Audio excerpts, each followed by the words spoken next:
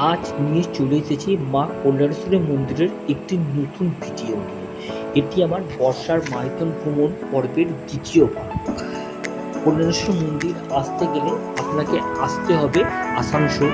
আসানসোল থেকে বাসে করে এই মন্দিরে খুব সহজেই আসা যায়। মাইথন কথার অর্থ হলো মাইকা স্থান, পর্বতের যার নাম হয় মাইথন। মাইথন থেকে এই কল্যাণেশ্বর মন্দিরের দূরত্ব মাত্র 5 কিলোমিটার। কথিত আছে রাজা বল্লাল সেনের মেয়ের নাম ছিল লক্ষ্মী। পুরুলিয়া রাজা কল্যাণ প্রসাদ ছেলের সাথে বিয়ে ঠিক হয় লক্ষ্মী। বিয়ের পর যৌতুক হিসাবে একটি দেবী শ্যামারূপার মূর্তি লাভ করে এবং বিয়ের পর কুলটি স্বপ্নাপুরী গ্রামের কাছে এসে তারা দিগ্ভ্রষ্ট হয়। প্রথম দিন তারা কোনো মতেই পথ খুঁজে পান। দ্বিতীয় দিন যখন তারা পথ খুঁজে পান তখন এই শ্যামারূপার দেবীর মূর্তিটি কোনো মতে সেই স্থান থেকে তোলা সম্ভব হয় এবং রাজা কল্যাণ প্রসাদ স্বপ্নাদেশ দান এই মূর্তিটিকে এখানে প্রতিষ্ঠিত করে পুজো অর্চনা করতে হয় এবং সেই কথা মতো রাজা কল্যাণ প্রসাদ এখানেই একটি মন্দির প্রতিষ্ঠা করেন এবং সেখানেই দেবীর পূজা অর্চনা শুরু হয়। সেই থেকেই এই মন্দিরের নাম হয় মা কল্যাণেশ্বরী।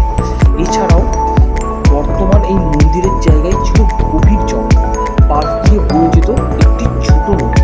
সেই নদীর ধারে এক শাখা বিক্রি করত।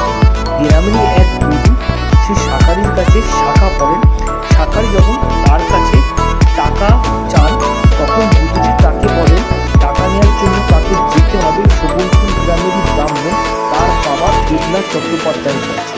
শাখারি যখন দেবনাথ চট্টোপাধ্যায়ের কাছে টাকা চাইতে যান তখন এই ঘটনা শুনে দেবনাথ চট্টোপাধ্যায় খুবই হতবাক হয়ে যান এবং তিনি শাখারিকে জানান তিনি হলেন নিঃসন্তান।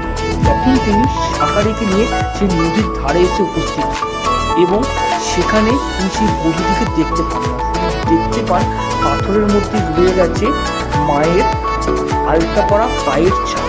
সব কিছু বুঝতে পেরে দেবনাথ বাবু এখানে একটি নতুন মন্দির নির্মাণ করেন এবং নিজেই সেই মন্দিরের সেবায় করেন। কালী পুজোর দিন এবং অন্যান্য অমাবস্যার দিন এই মন্দিরে প্রচুর ভক্তের সমাগম। এছাড়াও শোনা যায় একজন বিশ্বস্ত পুরোহিত নিত্যদিন মায়ের পুজো করতেন খুব ভক্তি করে। প্রত্যেক দিন ঠিক সময় মতো মাকে ভোগ নিবেদন করতেন। হঠাৎ একদিন তার ভোগ বিলম্বে কিছুটা সময় দেরি হয়। সেই সময় ব্রাহ্মণটি পুজো অসম্পূর্ণ রেখে চলে যান এবং তার কন্যাকে মায়ের সামনে রেখে তিনি ভোগের অন্য ব্যবস্থা করার জন্য অন্য জায়গায় চলে যান। মা তখন ক্ষীরের জ্বালায় সে ব্রাহ্মণের কন্যাটিকে ভোগ হিসাবে গ্রহণ করে।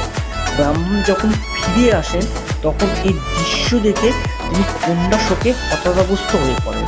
তখন ব্রাহ্মণটি করুণ অবস্থা থেকে মা সেই কন্যাটিকে পুনর্জন্ম ফিরিয়ে দেন এবং সেই থেকেই কথিত আছে মা কল্যাণেশ্বরীর কাছে যারা নিঃসন্তান দম্পতি তারা যদি এসে পুজো দেন তারা কেউ খালি হাতে ফেরেন না, অবশ্যই তারা পুত্র বা পুত্রী সন্তান লাভ করেন।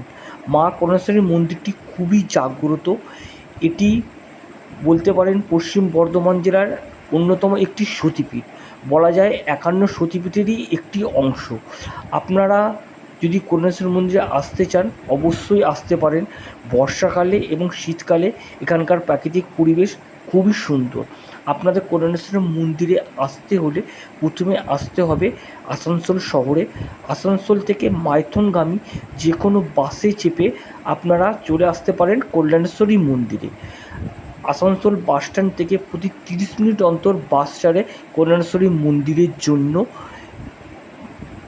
ভাড়া পড়ে মাথা পিছু 50 টাকার মতো।